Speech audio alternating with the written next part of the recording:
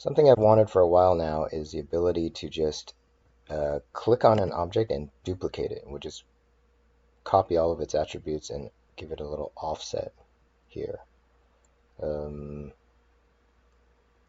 think that might be possible just by adding a button here that's called dupe. So let's go to the menu and add that. So that would be main menu, wouldn't it?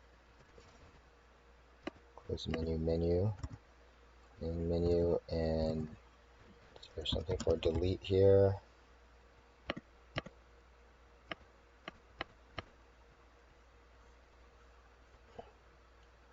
Or actually, it would be in main, I believe.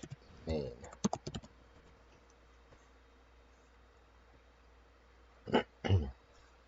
No, actually, we're in the tools. Yeah, we're in the tools. Tools.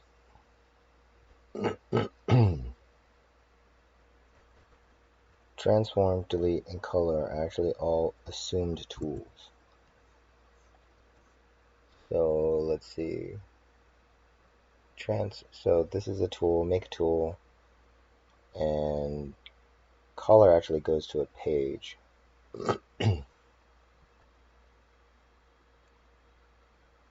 I think we need to allow make tool for a duplicate.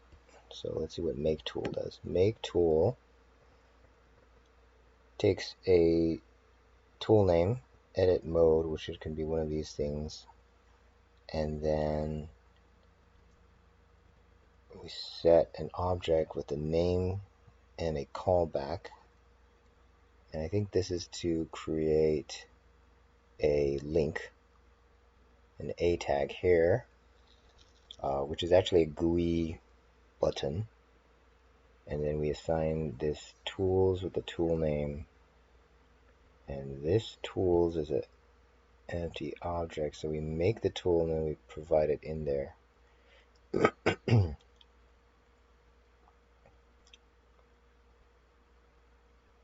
have a GUI slider for this, so we've got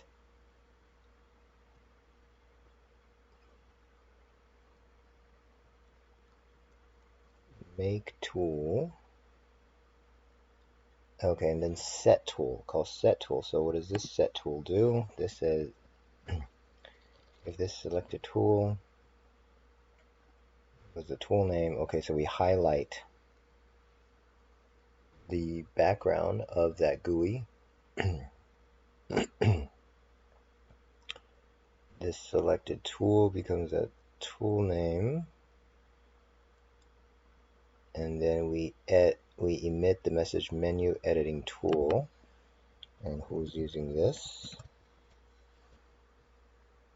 So the delete is listening, and they're saying, okay, if we were selected, if we're asked to delete, then we turn ourselves on. Menu editing tool says if we're asked to go on, then we'll turn ourselves on.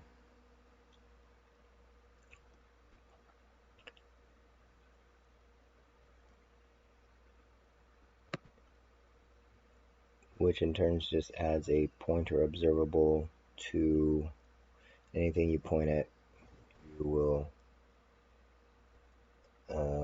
emit a delete message.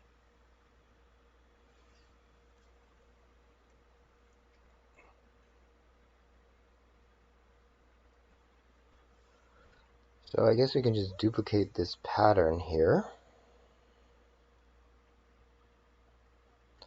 to create a new duplicate manager.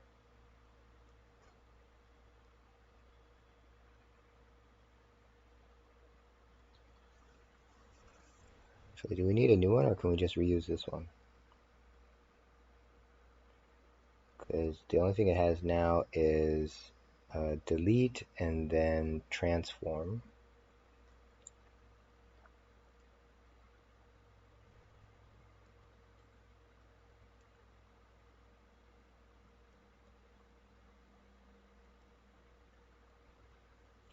Because much of the code is just duplicated. It's just that the different kind of event that you're emitting Well,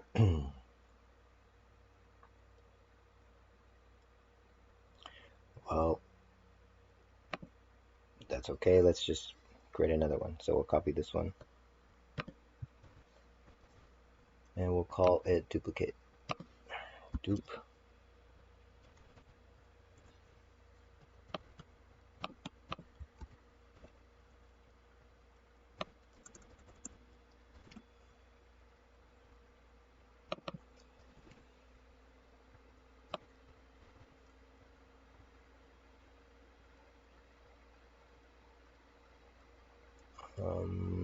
Can I edit this? What? Sure. Let's fix this. So editing is a message of this menu editing tool. So in signal hub menu editing tool type edit mode can be also just dupe.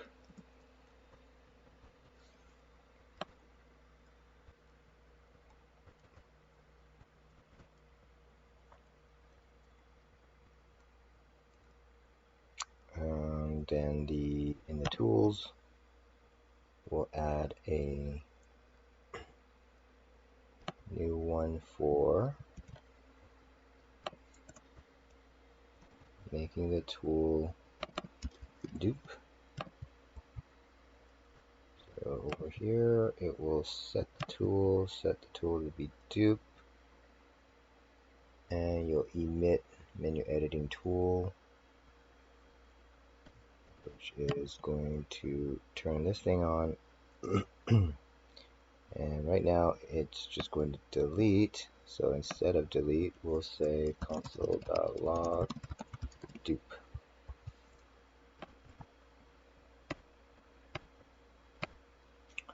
So in my menu of tools, I now have the dupe menu. I can select it and I can click here. And did I get a dupe? I did not.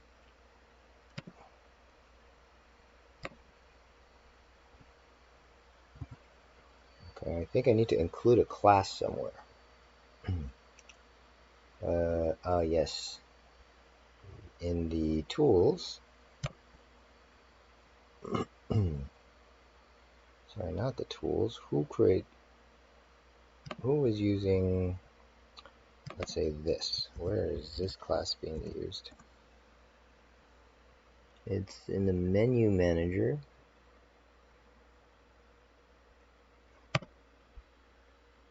Okay, so it just needs to be listening here.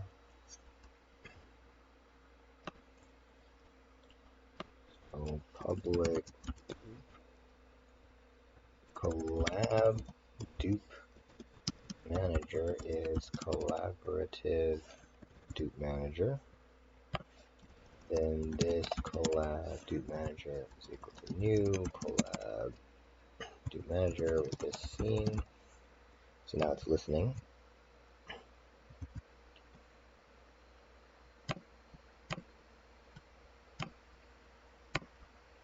I'm going to dupe and dupe. Okay, so now we got a console log, and the message you should create is, I think, just create entity. So when you look at the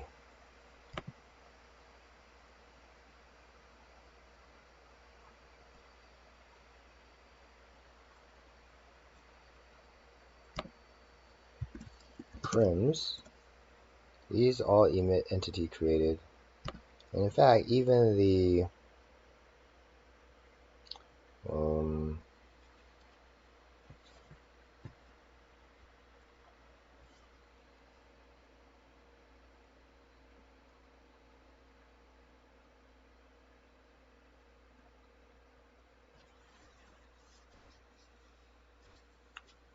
this work. I want to duplicate the thing. Should we have a duplicate? In which case we copy all their data except for position and rotation. Except for position, just move their position a little bit.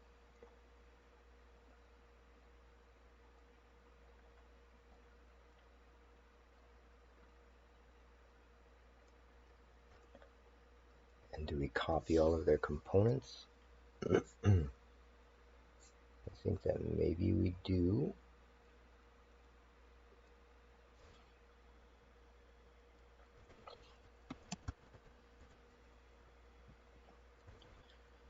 Then we have another menu for game constructs. Game constructs. These usually emit what? These all emit entity created as well. So without exception, we can just emit entity created, the type, UUID, and get their components into a list. Object component to a list, which is object entries components.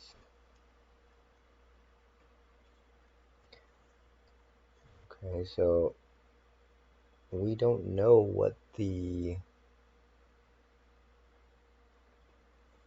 the data here isn't, we have the mesh, but we have the data that is a bit away from the mesh. So we kind of have to look it up from the entities, and this is we're not really maintaining. Entities are only populated when we get the scene. So maybe we need a richer model where you have the mesh inside it.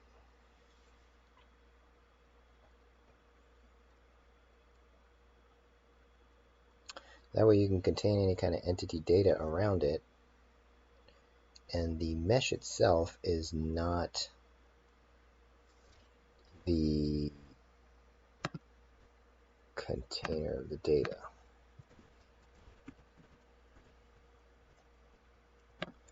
The idea is that we get a, okay, first,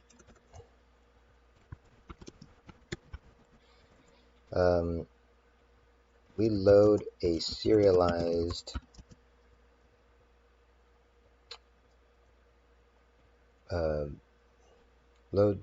data of the scene, which is a JSON definition with entities. Entities have components. So that's all the data. And then for each entity, currently, we're just creating meshes.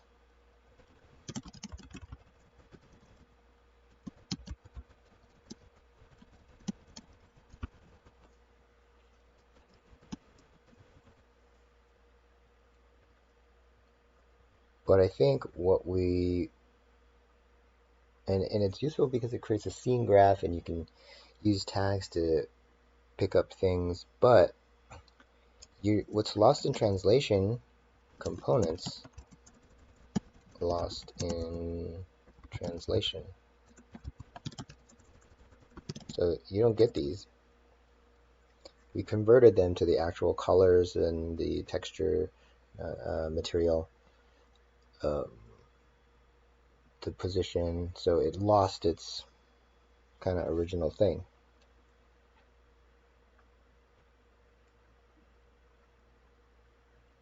So one way to handle this is you could create a class. So for each entity, which is just JSON data, create the entity class. So you can inherit from entity class, like primitive, inherit from entity, and this can inherit from like sphere or something like that. It could maintain, can maintain properties of a sphere, for example, like a cone, the height and all that kind of stuff, and then it can have a mesh. And if you need to change these properties, you can just destroy this mesh and recreate it while keeping this thing here, and we just need a way of finding these things. And we can add tags to that as well, because Babylon tags you can apply to any object.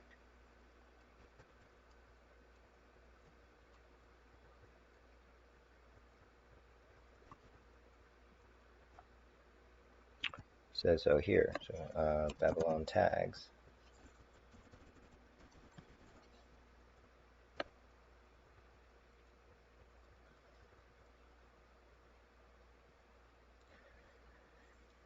Tags are used to pass parameters to subroutines as components of the. Yep.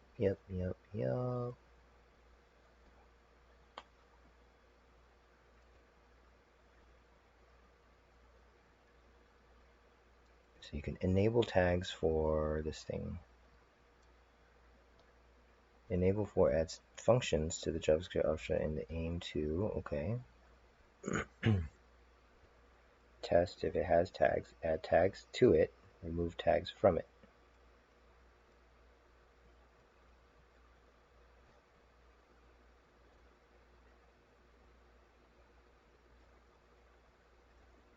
Tags also contains get tags.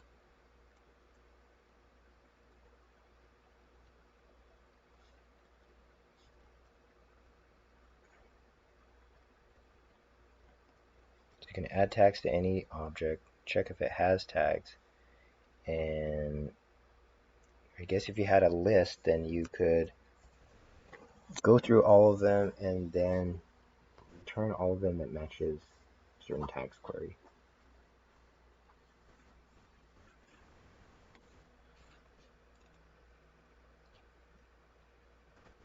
And that would kind of give you a one-to-one relationship with how we're persisting the data and the data that's in the scene, because then we have these components that you can modify. Have mesh and retain original components, modify components,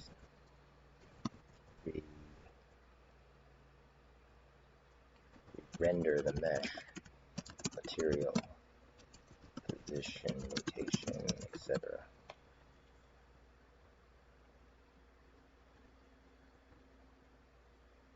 It's also easier to click on a thing and edit it. Can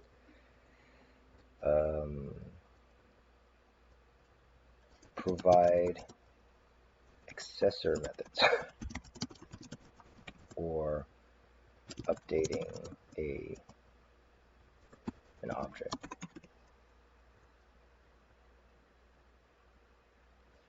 The mesh has some of that. It has position, rotation. It doesn't quite have color because they separated that into a material. And it doesn't have the things that we need, such as grabbable, throwable, interactable, blockable.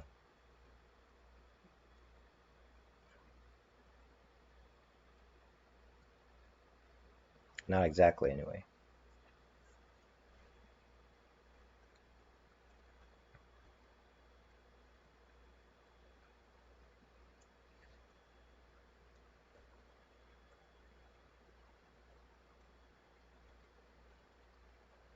And here, if we want to duplicate something, then we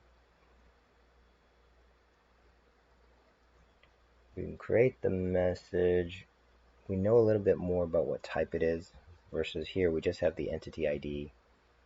The metadata is in the type is in the metadata, but it's got other things that aren't in the metadata, such as the material, the color. We don't know what color it is. It has the color, it has a material, but we don't know the name of the color, the value of that color, unless you go digging inside. Whereas here would just be a component on it. And it's much easier to say, hey, copy these values over.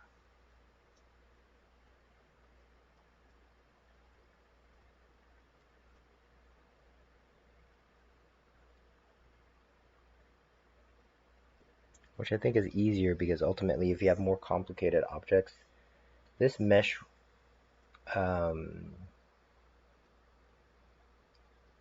is just a collection of transform, points, triangles, and you might have an object or an entity that is actually composed of multi-materials, multiple meshes.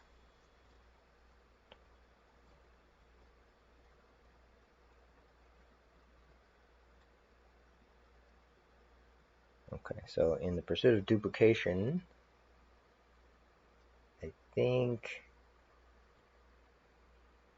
we can easily duplicate because it knows the color and all the other components, interactable, shootable, etc.